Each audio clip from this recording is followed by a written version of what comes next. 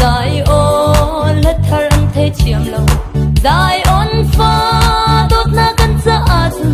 tak sa sarau kan dam na kasi mo dài ôn nu na ngay tu na le mo dài ôn chung kharu la nào na ma le jing trăng chiều khát tum in na chiều hu si in hiam cung asum pati lau dài ôn boy tu thang chak na usi dong lom le su loi tak pa chia chu jisu me sia long long hi asi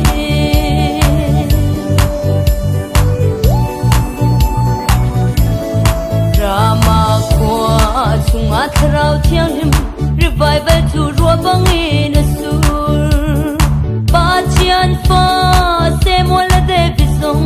ban hol mang in boy pa an thang cha